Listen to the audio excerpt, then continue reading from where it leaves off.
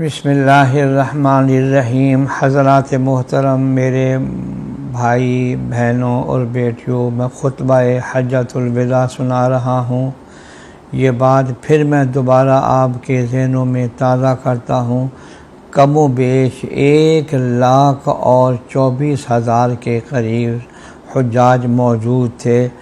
حضرت صلی اللہ علیہ وسلم نے ارشاد فرمایا، لوگو میری باتیں سن لو، مجھے کچھ خبر نہیں کہ میں تم سے اس قیام گاہ میں اس سال کے بعد پھر کبھی ملاقات کر سکوں گا۔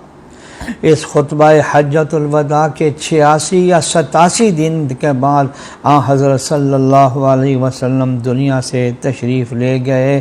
اب اس خطبہ حجۃ الوداع کے بارے میں توجہ سے سن لیجئے۔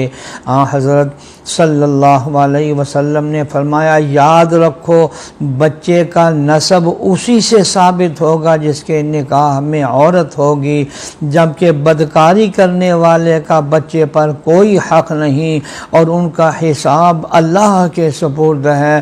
جو شخص اپنی نسبت اپنے باپ کے علاوہ کسی اور کی طرف اور جو غلام اپنی نسبت اپنے آقاؤں کے علاوہ کسی اور کی طرف کرے گا، اس پر اللہ اور فرشتوں اور سب لوگوں کی لعنت ہے۔ اللہ تعالیٰ اس سے کوئی معاوضہ یا تاوان قبول نہیں کریں گے۔ جاہلیت میں یہ روایت تھا کہ زبان سے معاہدہ کر کے رشتے طے ہو جاتے تھے۔ پھر نبی اکرم صلی اللہ علیہ وسلم نے ایک اور بات کا اعلان فرمایا کہ اخوت کے جاہلی رشتوں کی نفی کی اور فرمایا کہ اخوت کا رشتہ تمہارے درمیان اسلام کا رشتہ ہے۔ اس پر آپ نے کچھ ہدایات دیں۔ قرآن کریم نے ذکر کیا، بے شک مسلمان آپس میں بھائی بھائی ہیں۔ پھر ایک حدیث میں فرمایا کہ ایک مسلمان دوسرے مسلمان کا بھائی ہے، وہ اس کے ساتھ دھوکہ نہیں کرتا، اس کے ساتھ خیانت نہیں کرتا اور اس کی غیبت نہیں کرتا۔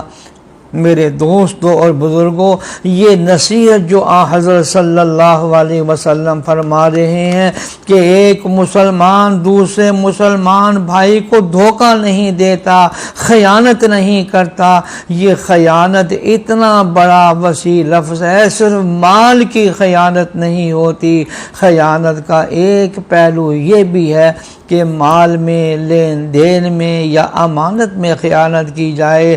صرف ایک بات سے سمجھ لیں کہ خیانت کا دائرہ کتنا وسیع ہے۔ پھر حضرت صلی اللہ علیہ وسلم نے ارشاد فرمایا کہ میں تمہیں دو کمزوروں، دو ضعیفوں کے بارے میں بطور خاص وصیت کرتا ہوں کہ ان کے حقوق کا خیال کرنا، کیونکہ وہ اپنا حق اپنے طور پر وصول کرنے کی سخت نہیں رکھتے۔ اللہ اکبر۔ ایک یتیم اور دوسرا عورت۔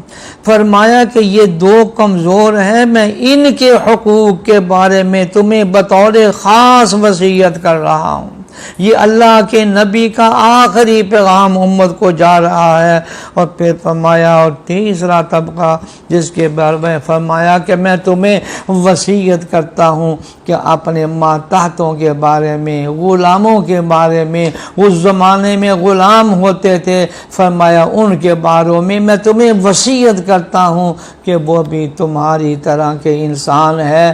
رسول اللہ صلی اللہ علیہ وسلم کی بعثت کے وقت جو معاشرہ تھا اس میں یہ تینوں طبقے بڑے مظلوم تھے اور آج بھی یہ مظلوم ہے۔ ذرا پہلو بدل لیجئے، رخ بدل لیجئے، اور حوالے بھی آپ کے سامنے ہے کہ قرآن کریم نے بھی عورت اور یتیم کا کس طرح ذکر کیا ہے۔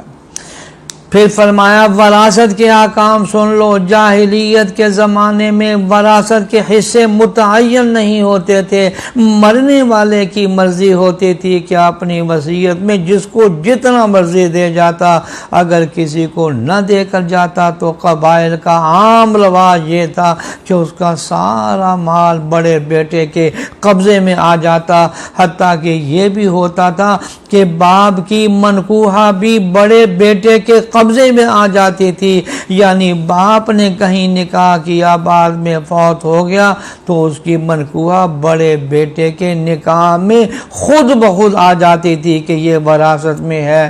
اس لیے ایک تو قرآن کریم نے یہ کہا کہ وراثت کے حصے متعین کر دیے ہیں، بیوی کا، بچوں کا، ماں باپ کا۔ قرآن کریم کا پہلا حکم یہ تھا کہ مرنے والا مرنے سے پہلے وصیت کر جائے کہ کس کو کتنا حصہ دینا ہے، یعنی وراثت کی تقسیم میں تو اس کا اختیار تھا کہ کس کو کتنا حصہ دیتا ہے، لیکن بعد میں قرآن کریم نے حصے متعین کر دیے اور فرما دیا کہ یہ طے شدہ بات ہے، اب اس میں کسی کو رد و بدل کرنے کی اجازت نہیں ہے۔